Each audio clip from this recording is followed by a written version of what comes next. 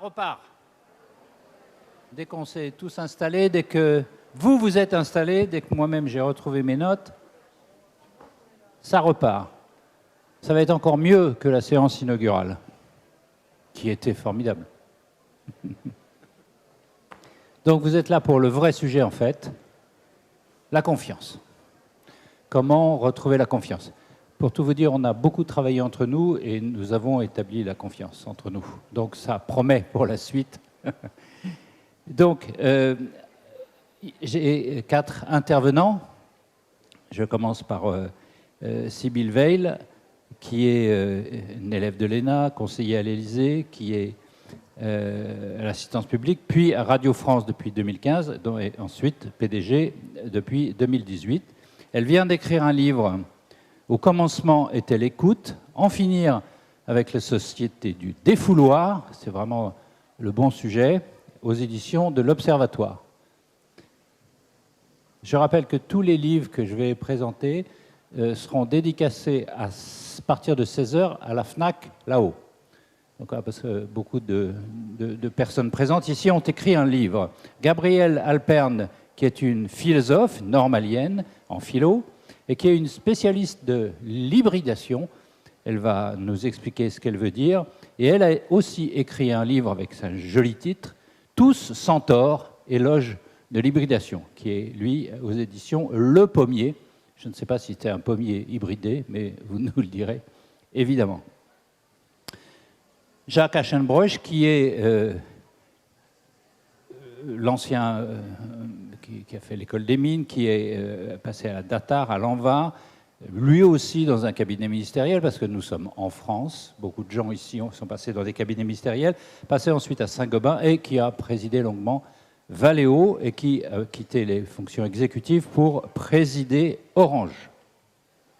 Enfin, Dominique Carlac, qui est une ancienne athlète du 400 mètres, pas le 400 mètres haies, le 400 mètres, et qui va nous expliquer ses performances, mais surtout, ensuite, elle a créé une société de conseil en innovation, et elle a beaucoup travaillé pour le foot féminin, et qui est maintenant membre du conseil exécutif du MEDEF et présidente du réseau Femmes au MEDEF. Voilà nos 4 invités avec Yann Algan, que vous connaissez tous, qui va faire l'introduction.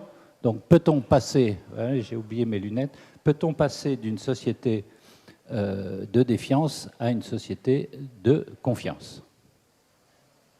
Merci beaucoup. Bonjour à toutes, bonjour à tous. C'est un grand plaisir et honneur d'être parmi vous. Et merci à tous nos intervenants de marque. Alors, moi, je vais juste introduire cette session. On s'est réparti les rôles. Moi, je vais commencer plus par la défiance. Je vais un peu plomber l'ambiance. Mais vous inquiétez pas, on va passer ensuite à la confiance et on aura des solutions optimistes par la suite. Il y a maintenant un peu plus de 10 ans, dans la société de défiance, nous mettions pour la première fois des mots et surtout des chiffres sur un mal que l'on sentait tous, la très faible confiance des Français vis-à-vis des entreprises, vis-à-vis des institutions, vis-à-vis du gouvernement, mais aussi vis-à-vis des autres. Lorsqu'on interroge les Français, est-ce que vous faites confiance à quelqu'un que vous rencontrez pour la première fois dans la rue, uniquement un Français sur 5 vous disent pouvoir faire confiance, alors que la moyenne dans les autres pays de l'OCDE est à peu près d'un citoyen sur 2. Et on montrait à quel point cela était néfaste pour la croissance, pour la prospérité. En effet, la confiance est à la base des échanges entre les êtres humains, dont les échanges économiques. Et on montrait aussi que ça avait un impact sociétal très fort en termes de mal-être. En effet, ce qui explique une grande partie de notre bien-être, c'est la qualité de nos relations sociales. Et vivre dans une société où on se défie des autres et des institutions, ce n'est pas une société de défiance, c'est plus une société de l'angoisse. 10 ans après, dans un livre avec notre regretté Daniel Cohen, on a analysé aussi l'impact plus politique de cette défiance, en montrant que la défiance dans les institutions avait conduit à une polarisation très forte de notre société et expliqué une montée des votes anti-système. Et plus récemment, et pas plus tard qu'il y a une semaine, nous avons publié une note, La France sous nos tweets, où on regarde le versant émotionnel de cette défiance. En effet, en observant des centaines de milliers de conversations au cours de ces 10 dernières années sur les réseaux sociaux, on s'aperçoit que l'émotion la plus importante dans l'ensemble des conversations des Français, c'est la colère, et que cette colère a augmenté de près de 60%, surtout à partir des Gilets jaunes. Et il y a une colère très forte, surtout du côté des électeurs, on va dire, de la droite radicale, surtout sur des sujets liés à la taxe, aux taxes ou à l'immigration. Il y a une colère aussi un peu d'une autre nature du côté de la gauche radicale, plus sur les problématiques des inégalités. La grande question, c'est comment transformer la colère en espérance, en espoir. Et pour ça, j'aimerais juste, avant de laisser la parole à l'ensemble des intervenants, dire un peu quel est l'ensemble des enjeux. Il me semble que cette question de défiance ou de colère, elle est due à deux vraiment séismes tellurgiques. Vous avez eu tout d'abord un ressentiment qui s'explique essentiellement par, d'une certaine façon, les excès du capitalisme ou le sentiment des citoyens de ne pas avoir été suffisamment protégés par les grands risques, à tort ou à raison, mais parfois la perception est plus importante que la réalité. Et ce ressentiment, on le trouve dans les votes anti-système des deux côtés, des deux formes de radicalité. En revanche, il y a un partage des eaux qui s'opère, qui est plus sur la question de confiance dans les autres, où la question d'immigration est plus un totem. Il y a, chez toute une partie de nos concitoyens, un rapport blessé à l'altérité, aux autres, qui est très lié à leur solitude. Solitude au travail, solitude dans les territoires, solitude sociale. Et je pense que c'est ça les grands enjeux de notre société post-industrielle.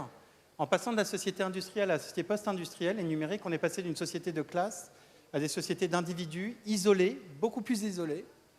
Et ce qui fait une communauté maintenant, c'est moins le vote de classe ou l'idéologie, mais beaucoup plus l'émotion, le ressentiment, la colère, qui est le poison de la démocratie. Et il est vraiment temps de transformer ce poison en des programmes positifs et en des solutions. Et ce sont nos intervenants qui vont vous les proposer. Merci beaucoup.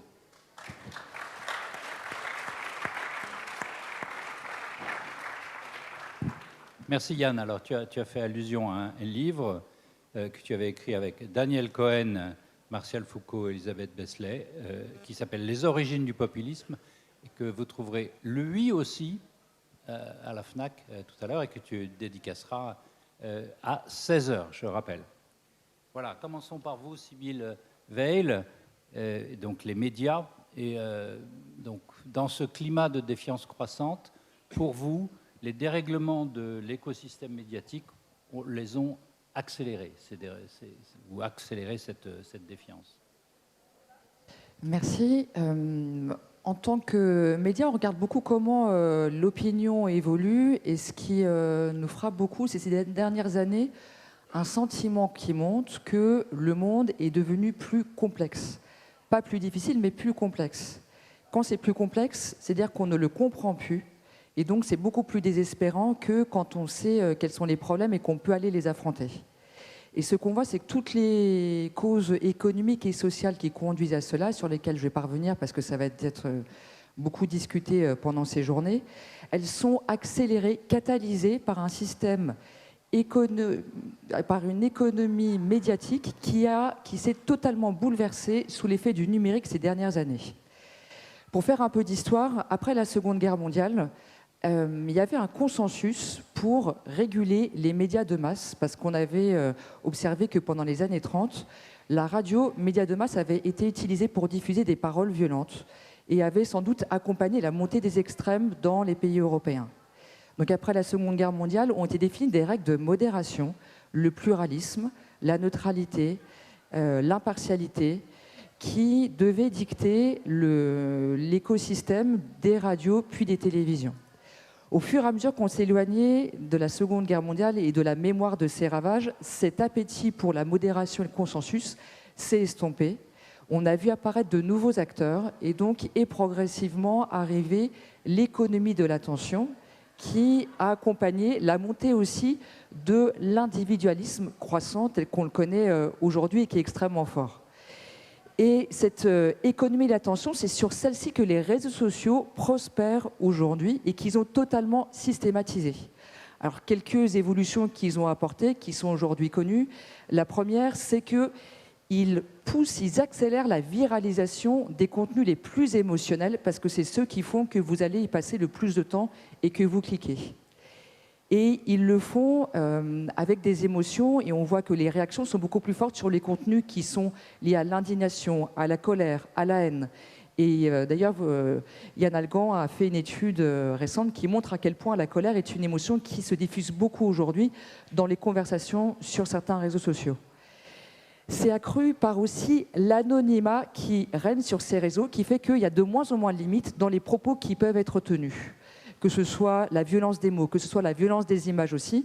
Et cette violence, elle se diffuse progressivement dans les autres sphères de la société. Deuxième élément de rupture très fort, le fait que les réseaux sociaux ont désintermédié, ont ubérisé le système de communication comme la révolution numérique l'a apporté dans les autres sphères de l'économie.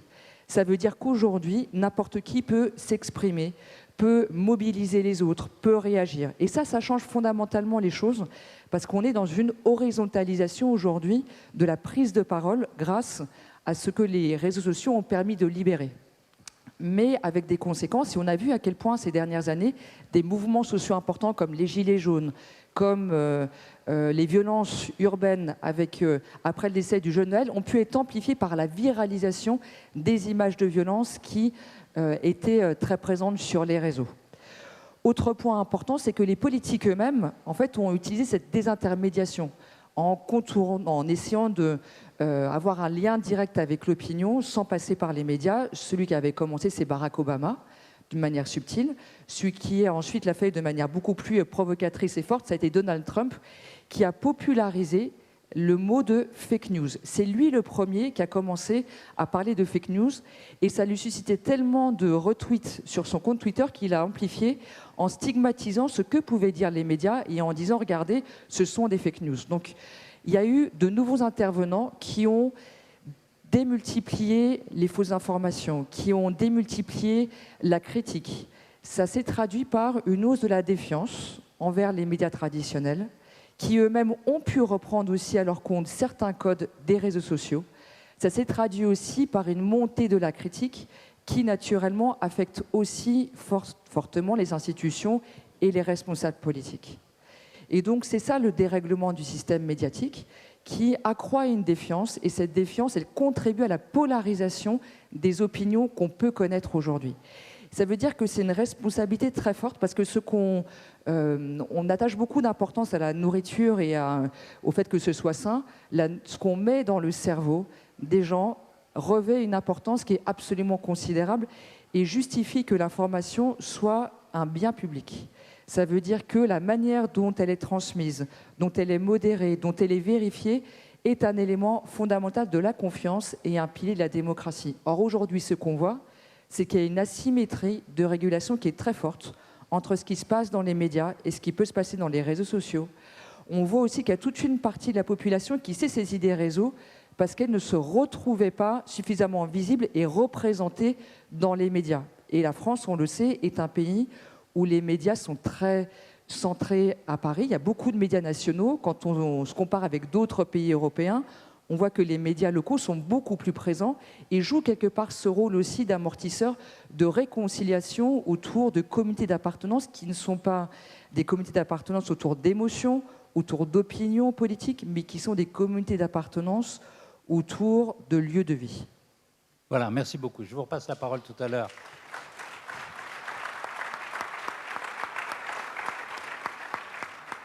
Après cette autocritique, pour vous dire ce que vous faites, vous, et ce que vous souhaitez faire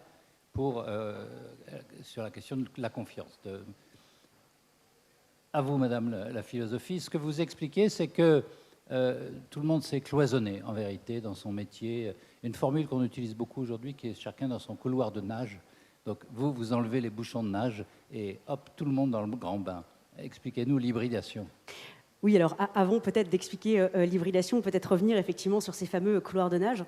J'aimerais partager avec vous une phrase que j'ai trouvée dans un livre d'un romancier japonais qui date de 1937, donc ça ne date pas d'hier, Genzaburo Yoshino, qui dit « Il est tout de même bizarre que ces hommes qui ont fabriqué la nourriture que tu manges les vêtements que tu portes, la maison que tu habites, toutes ces choses essentielles pour ta vie, soient tous de parfaits inconnus. Cette phrase date de 1937 et finalement nous sommes aujourd'hui en 2024 et malheureusement les choses n'ont pas changé. Au contraire, on pourrait penser que nous sommes tous devenus de parfaits inconnus les uns pour les autres. Et cette méconnaissance, cette ignorance crée des préjugés et donc crée aussi une forme de défiance. Alors la question c'est qu'est-ce qui s'est passé pour que l'on en arrive là ? Effectivement, si notre rationalité était très utile au début de l'humanité pour pouvoir construire les sciences, pour pouvoir comprendre les phénomènes naturels, comprendre le monde qui nous entoure, bien malheureusement, force est de constater que notre rationalité s'est un peu rigidifiée au fil des siècles, au point de transformer notre cerveau en usine de production massive de cases. Et en fait, on ne se rend pas compte, mais on fait ça toute la journée. Toute la journée, on range notre conjoint dans une case, nos amis, nos collègues, on les range dans des cases, les métiers aussi. Alors, il y a les métiers manuels et puis les métiers intellectuels. On fait ça avec les générations. Il y a les jeunes et puis il y a ceux que l'on appelle pudiquement et un peu hypocritement, il faut le dire, les seniors. On fait ça avec les secteurs, etc., etc. Et en fait, sans s'en rendre compte, on cultive des frontières absurdes et artificielles entre les métiers, entre les territoires, entre les générations, qui viennent finalement renforcer les fractures au sein de notre société et donc renforcer la défiance. Et surtout, ça vient cultiver les petits intérêts particuliers. Et encore une fois, ça ne date pas d'hier. Il y a quelques semaines, je suis tombée sur le discours des arts et des sciences de Jean-Jacques Rousseau, donc XVIIIe siècle, où il dit finalement, nous avons des physiciens, nous avons des géomètres, nous avons des chimistes, des peintres, des artistes, mais nous n'avons plus de citoyens. Et finalement, chacun s'est tellement enfermé dans son petit monde, dans son petit intérêt particulier, que où est passé l'intérêt général ? Mais justement, et c'est ce que j'observe depuis un certain nombre d'années, ça n'est pas une fatalité. Et ce qui est intéressant, c'est qu'on voit se développer partout, en France et aussi à l'international, des petits signaux faibles, positifs, qui témoignent du fait que, eh bien non, tout n'est pas irréconciliable. Il y a des choses que l'on peut arriver à réconcilier. Et ces petits signaux faibles positifs, je les appelle des signaux faibles d'hybridation, c'est-à-dire que l'on peut créer des ponts entre les mondes. Je vous donne quelques exemples de manière à ce que ça ne soit pas abstrait. On voit par exemple se développer un peu dans tous les territoires des lieux un peu étranges que l'on appelle des tiers-lieux, dans lesquels on va trouver pêle-mêle un incubateur de start-up, une résidence d'artistes, une crèche et une épicerie solidaire. Voilà. Et donc tout ça réuni dans un même lieu. On voit de plus en plus de rapprochements entre les écoles d'ingénieurs et les écoles de design ou d'art. Alors, on n'a pas encore un partenariat entre l'école normale supérieure et les compagnons du devoir, mais j'espère qu'un jour ils y penseront. On voit également des rapprochements entre des secteurs et puis des acteurs un peu improbable.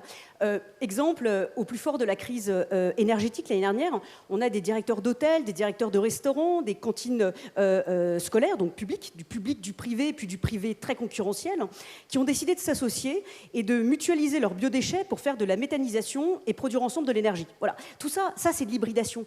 Et à mon sens, tous ces petits signaux faibles, je pourrais en citer plein d'autres, ne sont pas éparpillés les uns les autres. Mais je pense que si on les lie les uns aux autres, si on les met bout à bout, eh bien, il témoigne du fait que l'hybridation pourrait bien être la grande tendance du monde qui vient. Et je suis convaincue que demain, on évaluera une entreprise, une association, un chercheur ou un élu local ou national, justement, selon sa capacité à hybrider, selon sa capacité à relier les mondes. Voilà, mais comme...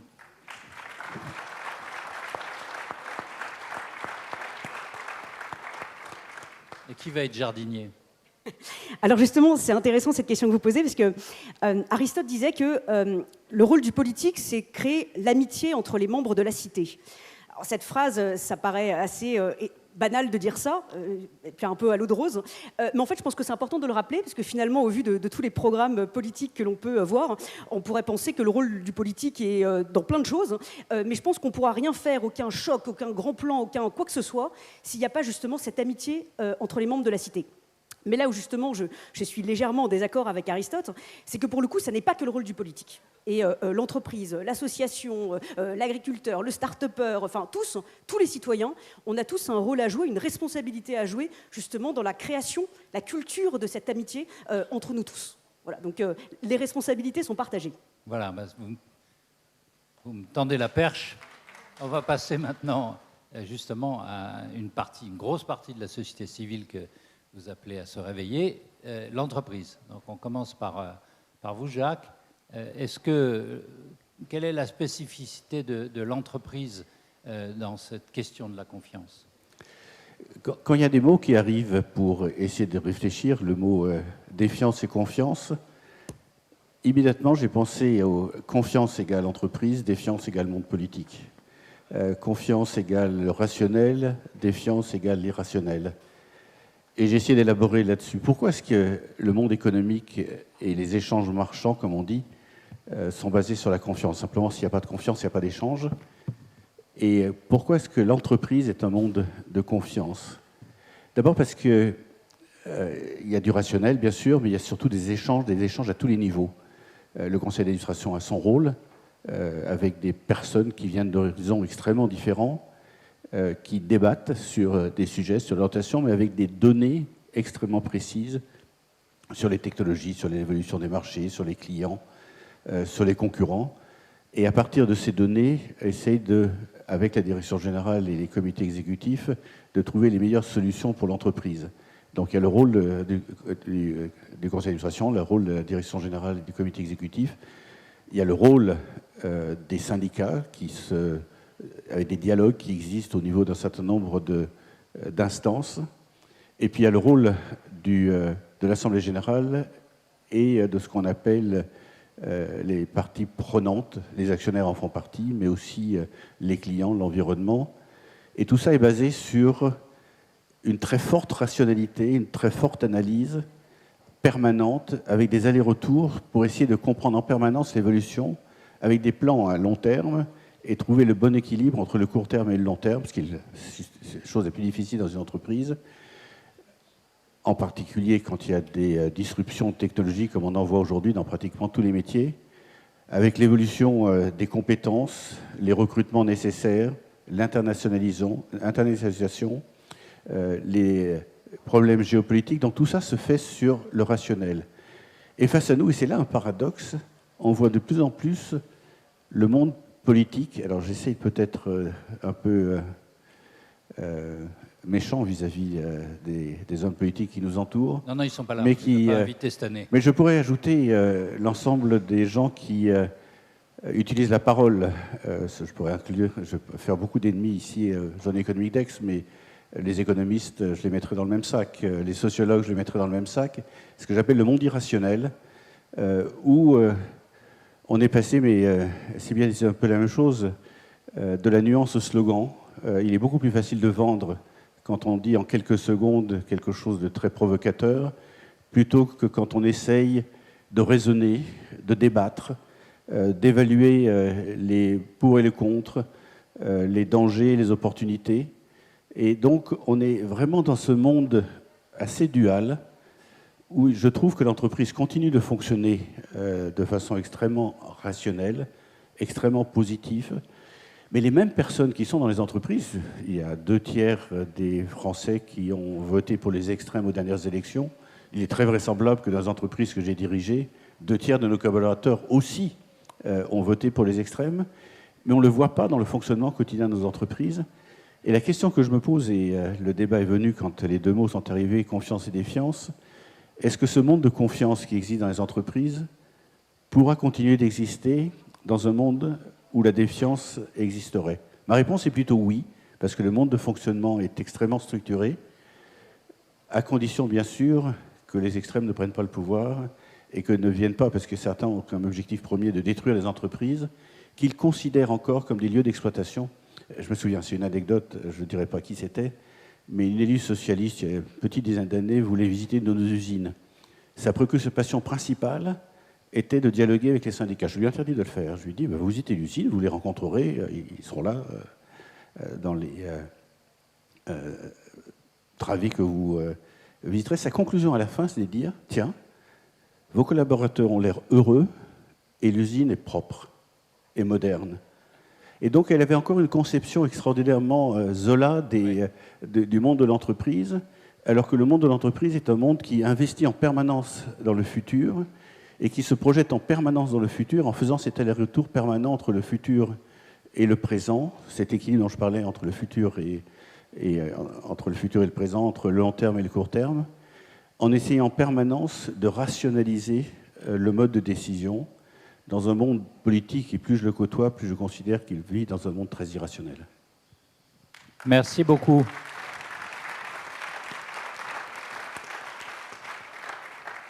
je vais continuer avec vous, Dominique, mais immédiatement, ça me fait penser au fond, est-ce que la question sociale qui était celle du 19e siècle, et pendant longtemps celle de Yann, hein, parce que je parle sous ton contrôle, pendant longtemps au XXe siècle, c'est-à-dire un affrontement de défiance totale, a été en somme résolu, en partie, jamais très bien, mais par le compromis, la discussion avec les syndicats, etc.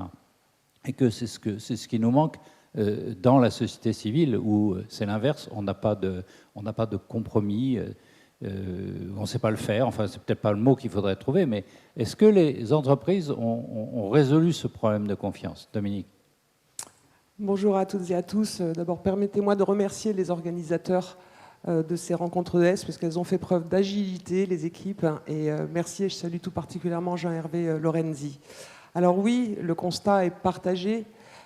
Notre société est fragmentée, notre société est abîmée. Le logiciel qui s'est emparé de notre société, c'est un logiciel shakespearien de bruit et de fureur. On l'a d'abord connu à l'Assemblée nationale, on l'a connu dans la rue.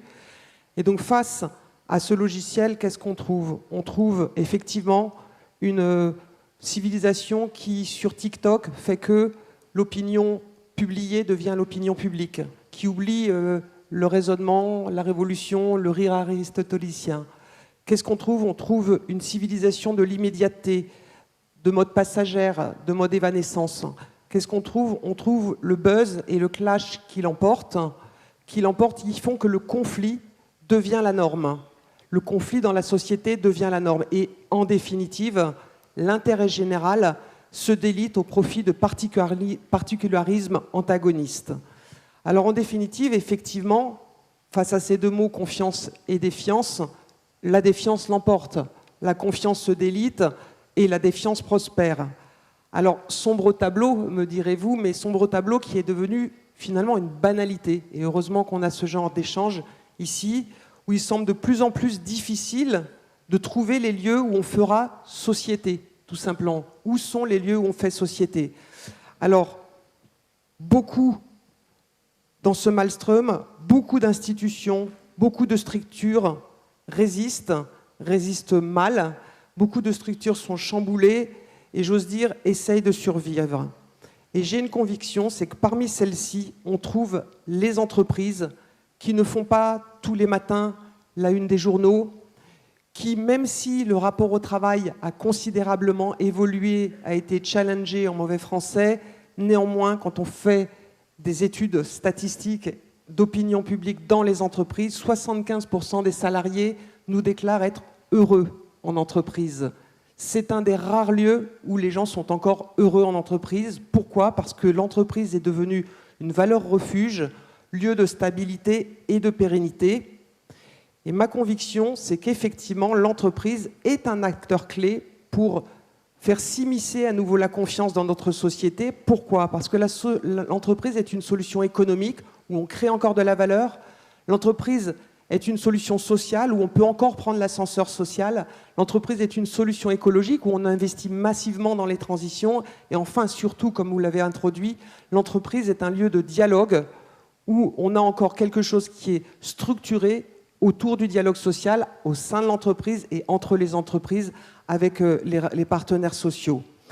Alors, pour résumer mon propos, je vais en passer par une fable dont vous devez vous souvenir, qui est la fable de La Fontaine du chat et du renard, où le chat et le renard se promènent, discourent, se disputent et parlent de leur peur.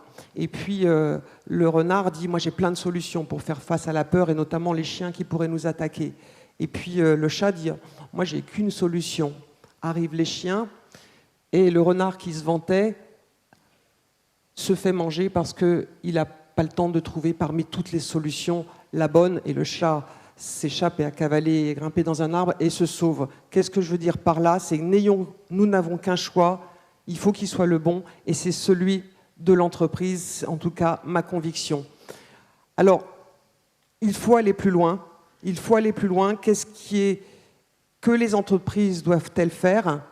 Vous savez, dans les années 48, après les grandes crises des années 30, 1948, il y a eu un penseur et un économiste qui était d'origine hongroise qui a parlé du réencastrement de l'entreprise dans la société. Je crois qu'on y est. Je crois qu'on y est vraiment. C'est-à-dire que les entreprises n'ont plus le choix. Quand elles définissent des politiques, des stratégies, en passant par le but et les missions qu'elles se fixent, on est sur ce chemin du réencastrement de l'entreprise dans la société. Quand les entreprises développent des politiques d'inclusion, on est dans ce réencastrement dans la société, dans cette société de confiance. Alors elles doivent aller plus loin, elles doivent aller encore plus loin. Conduis-les au large, disait l'évangile de Saint Luc. Je crois que pour ce faire, il faut deux choses. La première chose, c'est les aider et les laisser libres, assurément, les laisser libres de s'exprimer. Mais surtout, pour refaire société, je pense qu'il faut absolument, c'est une conviction personnelle que j'espère un jour partager par l'ensemble des chefs d'entreprise, c'est qu'il nous faut mettre le paquet sur la formation, sur l'éducation, et pas simplement sur la formation en mathématiques, parce qu'on aurait un diagnostic qui dirait qu'on est très loin dans les classements PISA. Je crois avant tout que si l'on veut recréer une société de confiance en partant de l'entreprise, parce que c'est la solution, il nous faut des nouveaux talents qui s'appuient sur les sciences humaines. Il nous faut des philosophes, il nous faut des sociologues, il nous faut des psychologues dans les entreprises pour redonner confiance et redonner le sens de l'homme dans une société profondément fragmentée. Pourquoi ? Parce que c'est de là que repartira la redéfinition d'un contrat social. Merci.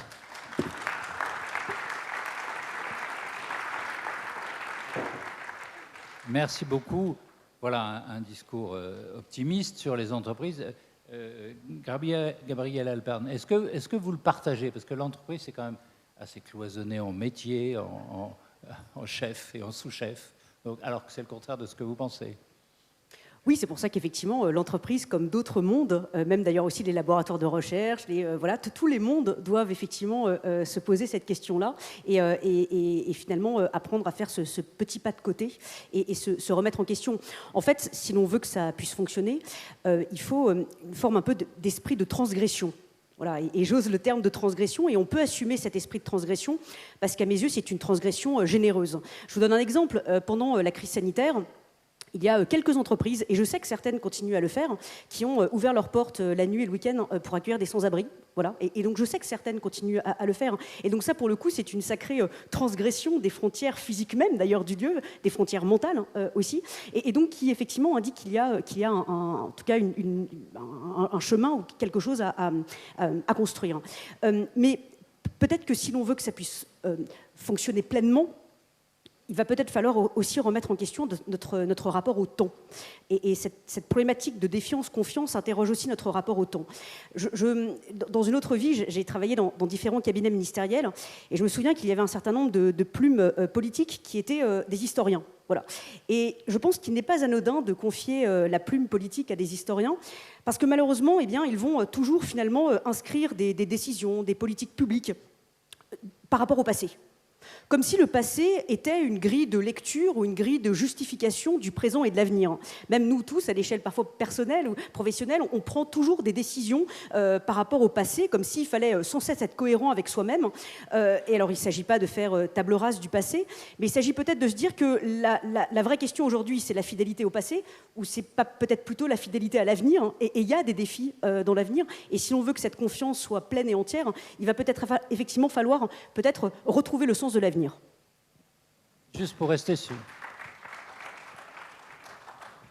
On va revenir aux médias dans un instant, mais Jacques, sur ce constat, sur l'entreprise, est-ce que cette défiance, on la trouve dans les entreprises, enfin dans vos filiales étrangères, que vous en avez eu beaucoup, est-ce qu'on retrouve les mêmes questions ou la France est un peu particulière?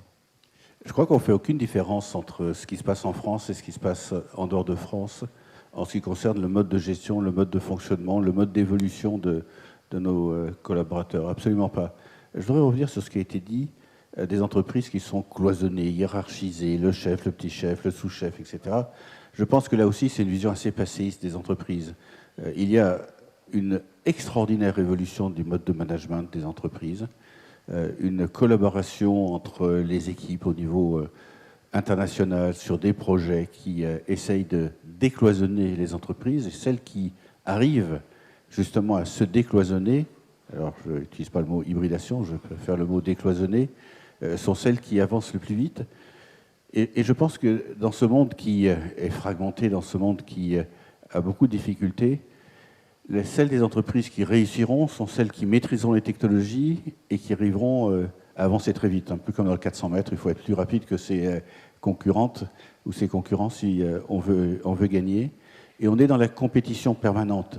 Et la compétition permanente ne veut pas dire la dislocation, ne veut pas dire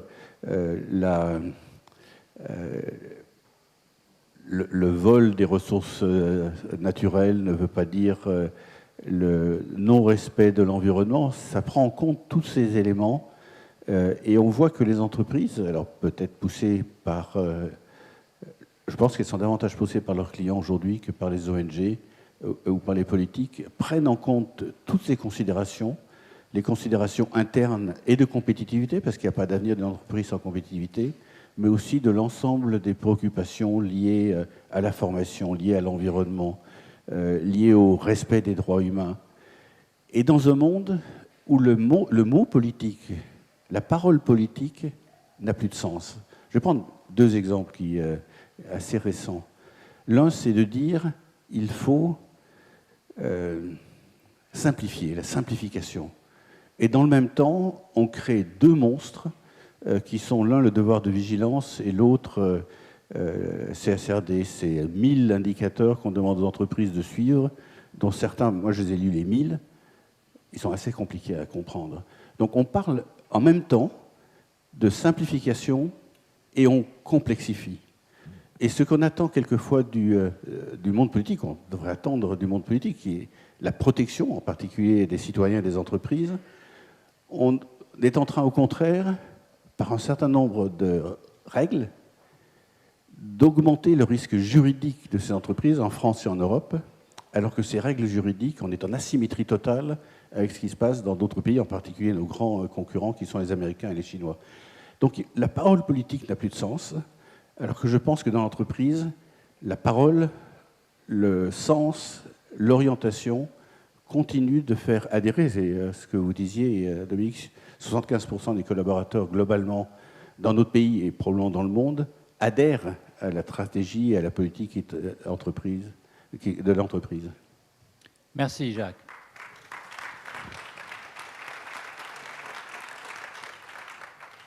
Alors on revient aux médias, parce que vous avez fait le constat d'un dérèglement du système éco-médiatique.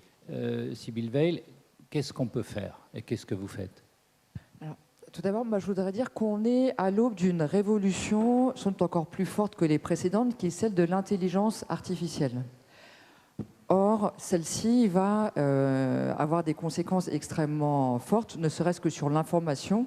Quand ChatGPT absorbe des contenus pour les ressortir dans un texte, on sait tous, pour ceux qui cuisinent un peu, que de bons ingrédients ne font pas forcément une bonne recette. Donc ça veut dire que ce que vous allez pouvoir y trouver, beaucoup de choses seront erronées, beaucoup de choses seront fausses. Donc on risque d'avoir devant nous un accroissement très fort des contenus qui sont biaisés, mal contextualisés ou erronés. Ça peut nous amener vers le pire comme vers le meilleur. Et ça va arriver à un moment donné où on n'a pas tiré toutes les conséquences des dynamiques sur la société que suscite la place croissante des réseaux sociaux. Et la première conséquence, c'est que ces réseaux répondent à un besoin de lien. Or, en réalité, ils ont des conséquences asociales. Il faut arriver à le résoudre. L'anonymat permet tout. Comment est-ce qu'on réintroduit de la responsabilité chez les plateformes, chez les individus, ceux qu'on appelle les super spreaders, qui ont une influence absolument considérable sur les communautés qui les suivent. Donc je pense que ça, c'est une question qu'il faut résoudre, parce que sinon, on est face à des individus comme des grands propriétaires de plateformes, comme Elon Musk, qui réduit la modération, qui à la place met des notes de la communauté, donc c'est les plus nombreux qui décident de ce qui est juste ou de ce qui est faux.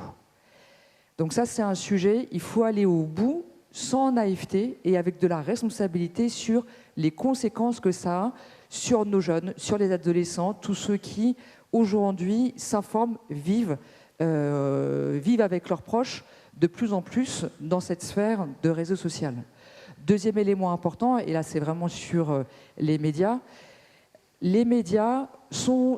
peuvent être enclins à relayer les polémiques, aller vers la facilité du buzz quand leur modèle économique est fragilisé. Donc il y a toujours un sujet de modèle économique qui est derrière, et évidemment que pour avoir des médias nationaux qui soient forts, il faut avoir un ensemble qui favorise un modèle économique qui soit soutenable, parce que produire une information, ça nécessite des équipes, et il faut avoir des règles à la fois de concentration qui le permettent, des règles d'intégration, qui nourrissent un écosystème médiatique qui soit fort économiquement, ce qui lui permettra d'être indépendant et ce qui lui permettra de ne pas être soumis à la pression aussi forte de ces nouvelles concurrences.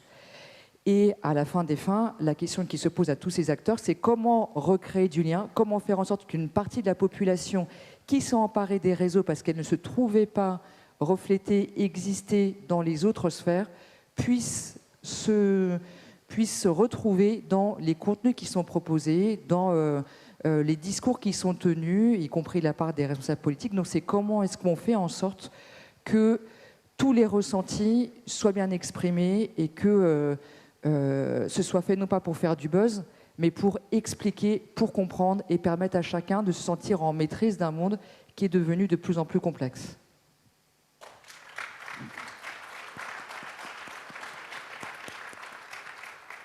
Je vais être concret. Je suis journaliste. Les journalistes, quand même, adorent en rajouter aux polémiques, les suivre, les buzzer, etc., voire en créer. Et Dieu sait si Radio France en fait quand même pas mal.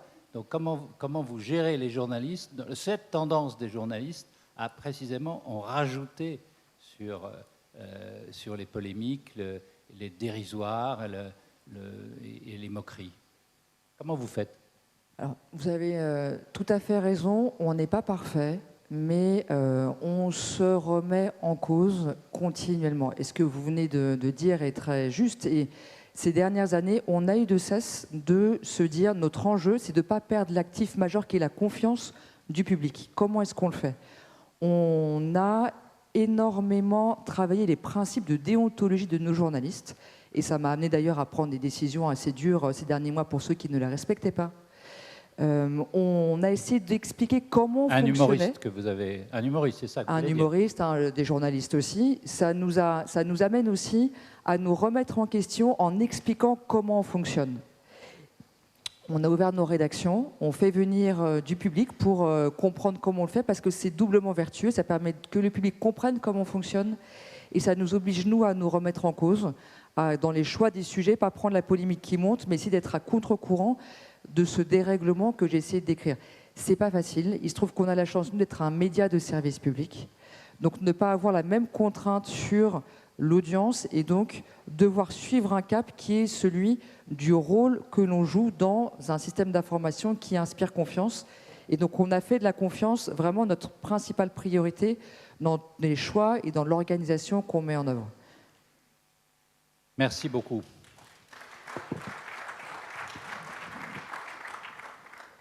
Dominique Carla, qui est, comme je l'ai dit, une grande athlète, ou a été, elle est sûrement toujours, mais vous l'avez été, essaie de faire une analogie sur la confiance entre le monde sportif et le nôtre. En écoutant les co-intervenants de cette table ronde, j'étais en train de me poser la question de dire finalement, quelle est l'efficacité d'un logiciel de confiance et d'un logiciel de défiance. Et je pensais à ma pratique sportive, donc comme l'a rappelé notre animateur, j'ai été en équipe de France sur 400 mètres dans les années 90 avec comme collègue de course Marie-Jo Pérec, et donc nous étions dans la même chambre et j'ai vu toute sa carrière. Et je me disais, mais en quoi la défiance ou la confiance ont nourri notre performance et la durée de notre carrière? La défiance peut être utile pour gagner. Quand vous avez au bord d'un sautoir à la perche, en finale des Jeux Olympiques, 3 Allemands qui vous mettent la pression pour que la Villény chute et ne soit pas champion olympique, ça peut marcher. Mais ça marche une fois. En revanche, la confiance, c'est ce qui fait durer. Quand Marie-Josée Pérec fait durer sa carrière et est 3 fois championne olympique en 92 et 2 fois en 96. Pourquoi? C'est parce qu'en 92, après les Jeux de 92, elle n'y croit plus, elle fait un pas de côté et elle décide de se dire « je pars aux États-Unis, je cherche un lieu de confiance et je vais faire durer ma carrière ». Et donc ce que je veux dire à travers cette analogie avec le sport, la performance dans la durée, c'est que la confiance permet de durer alors que la défiance permet de faire des coups.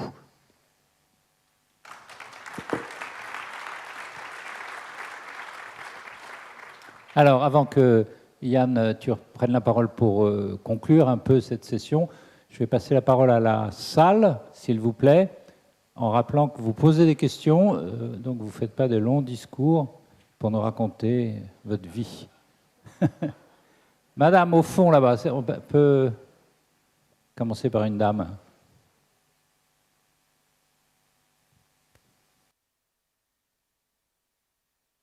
Oui, bonjour. Merci de me donner la parole.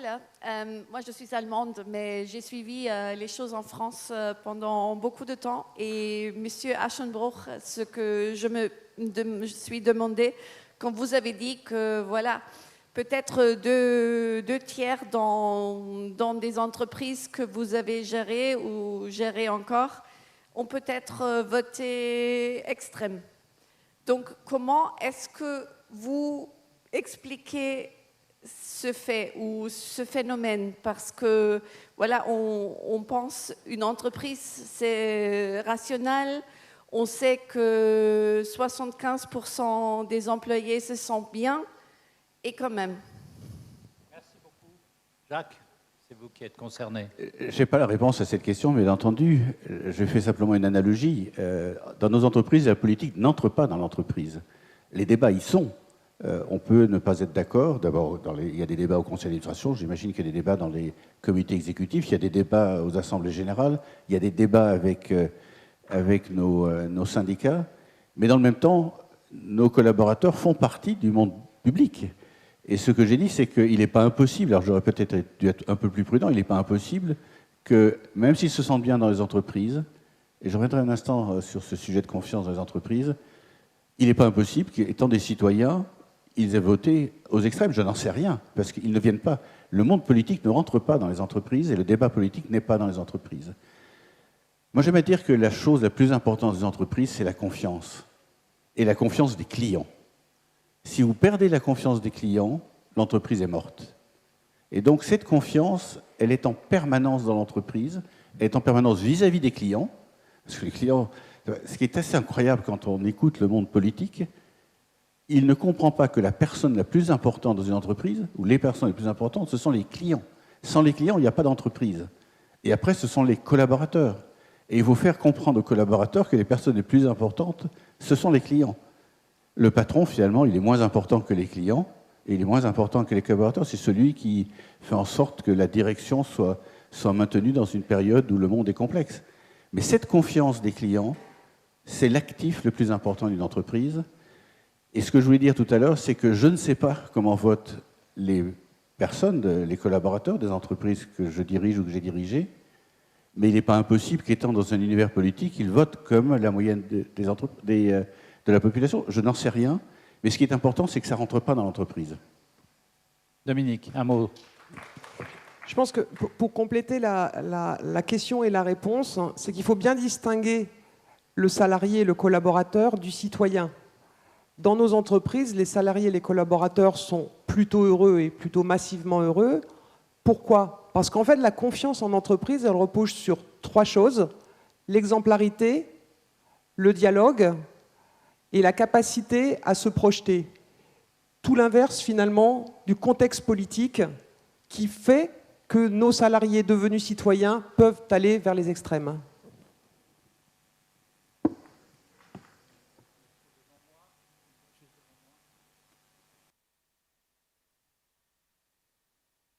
À nouveau, question courte. Oui, question courte qui s'adresse au chef d'entreprise qui a évoqué les 2 tiers qui votaient aux extrêmes. J'avoue que je ne me reconnais pas dans votre classification et je fais appel et j'espère qu'il y aura 2 tiers de la population qui pourra nous éviter le pire. Mais ma question est différente. Ma question s'adresse effectivement, on peut s'interroger sur la défiance. N'est-elle pas le produit de la faillite des élites, et notamment de l'élite économique qui a péché par avidité? Alors, grave question, peut-être. Yann a sûrement beaucoup de... Allez-y, Dominique. Ouais. Je pense que quand j'ai expliqué tout à l'heure hein, cette théorie du réencastrement, c'était un peu vous dire en filigrane, Milton Friedman est mort. La raison d'être d'une entreprise n'est plus exclusivement la quête du profit pour les actionnaires. Depuis, toute la notion de RSE, de raison d'être, d'entreprise à mission, etc., certes, ce ne sont pas toutes les entreprises, mais aujourd'hui, c'est une question de pérennité, de compétitivité et d'attractivité que de prendre soin de ces différentes parties prenantes. Oui, mais Dominique, les gens n'y croient pas. Les gens, quels gens? Les gens qui votent, les gens qui votent et qui sont défiants vis-à-vis du capitalisme ne croient pas que la RSE va sauver le système et que leur sort va s'améliorer. Ce que je suis en train d'essayer d'amplifier comme message, c'est que la défiance ne s'exerce pas exclusivement et largement moins, en tout cas, dans les entreprises qu'à l'égard de la classe politique.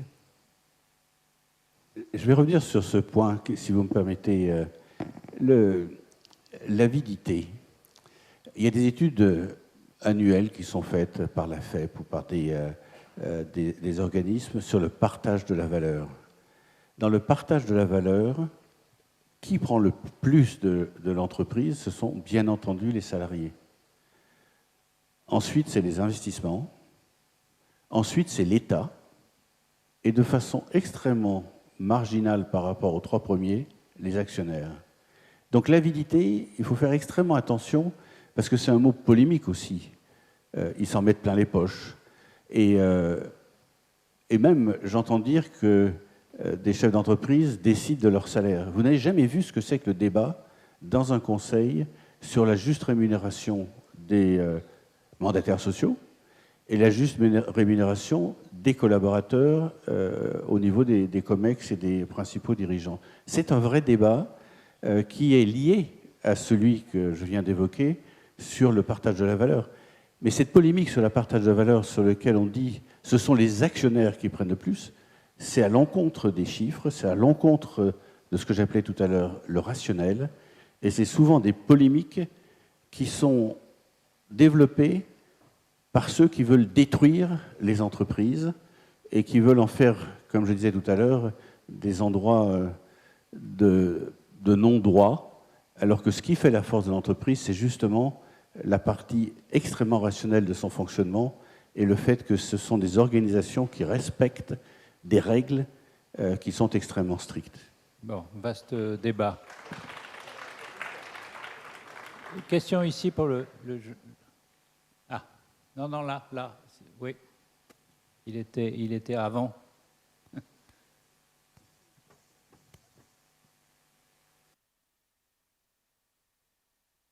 Merci, bonjour. J'ai deux questions pour Mesdames Veil et Carlache. Pour démarrer pour Radio France, la première, c'est plutôt là, dans la mesure où ce serait plutôt sur des questions de service public pour les jeunes, pour un petit peu redonner de la confiance envers ces jeunes justement qui se détournent un petit peu de tous les cadres institutionnels. C'était pour savoir de votre côté quelles étaient un peu les initiatives et les dispositifs que vous propulsiez, que vous mettiez en place avec vraiment la priorité que vous avez en la matière, et plutôt du côté de l'entreprise. Pour Madame Carlache, quelles sont les initiatives peut-être pour redonner confiance aux jeunes dans le cadre de l'entreprise, avec toutes les transformations du monde du travail?